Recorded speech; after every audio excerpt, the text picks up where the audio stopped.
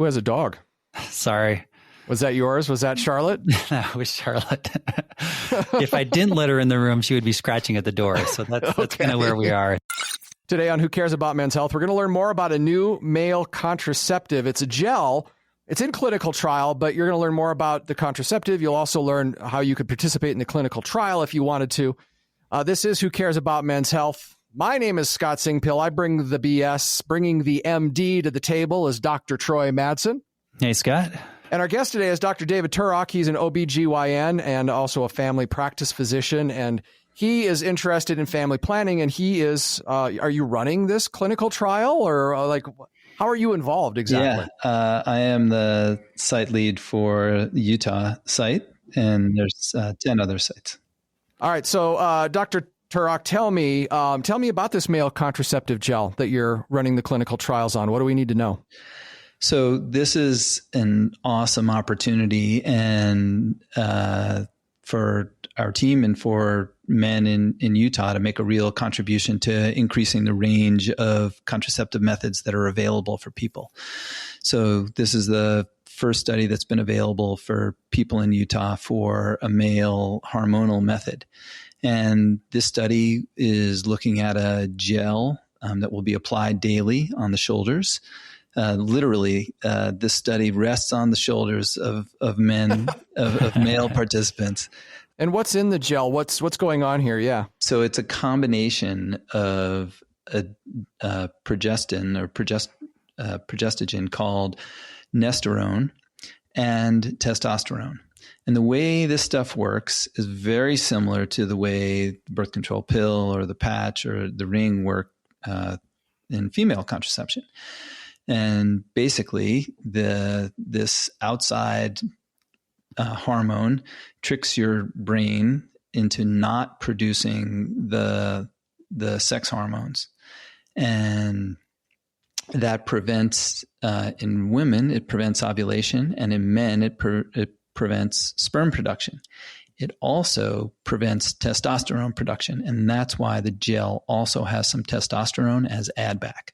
Interesting. So it's going to actually maybe drop your body's production of testosterone, but not necessarily affect your body's level of testosterone? Correct. That's the goal. Yeah. Okay. Explain that. I'm not buying into this quite yet. I mean, okay. What did you just say, Troy? So I'll let David explain it. I'm guessing.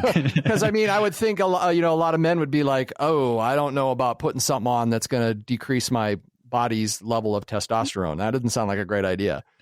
Right. And for decades, we've been willing to have, millions and millions of women across the globe use methods that interfere with their normal hormonal cycle, in ways that are safe and effective.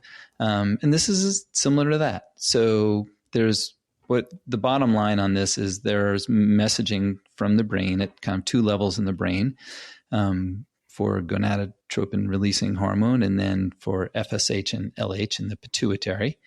And those sex hormones trigger the production. There's kind of two groups of cells in the testes that are affected by those. And getting these hormones from the outside, as application of the gel will produce, essentially deactivates one group of cells that make sperm and the other group of cells that make testosterone, among other things. And at that point, in order to avoid side effects that people would not like, the testosterone in the gel essentially adds back what you need. So, obviously I'm the one without the MD, so you're going to have to explain this to me a couple of times. But we've done previous shows where we've talked about, men who take testosterone, and it can cause side effects like testicle shrinkage and other sorts of things. What is preventing this from causing those types of side effects of taking artificial testosterone? First of all, it's dosing. And there likely will be some decrease in the size of the testicles, not as much as people who are using high levels, for example, of injectable testosterone. And the other side effects there's some minor cholesterol changes with decreases in HDL. There's maybe a slight bump that can happen with hematocrit, the amount of red blood cells that you have circulating in your body. And the progestogen, the nesterone, can also cause a slight increase in weight. So, nothing is, there are very few things that are side effect free. But the vast majority of people who have used this combination and others like it have had very few side effects. So in the last large study of a combination of an injectable progestin and testosterone combination, there were fewer than 10% of people who quit the trial because of side effects. And, if you compare that to, studies of oral contraceptive pills in females, that's actually quite favorable. So I think we're seeing something that's, headed in the right direction. And again, we can only get the answers for newer and better methods if people are willing to participate in trials like this. And this is not just, hey, here's something, you can try it and tell us how you like it. This is a rigorously designed study that's going to have up to 400 couples in it. Everyone's going to get the same evaluation. It's going to be extremely thorough, looking at those outcomes that we talked about, pregnancy and side effects, as well as, blood tests with chemistry and looking at people's blood levels of the drugs, of the hormones, of their red blood cell counts.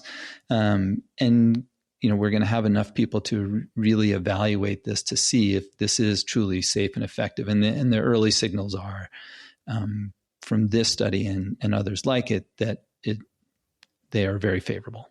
That's great. And for anyone who's listening who wants to participate, what kind of benefits? Obviously, a huge benefit is just contributing to science, which I'm sure you and I would agree is a great benefit. I don't know if Scott would agree, but how much am I going to get paid?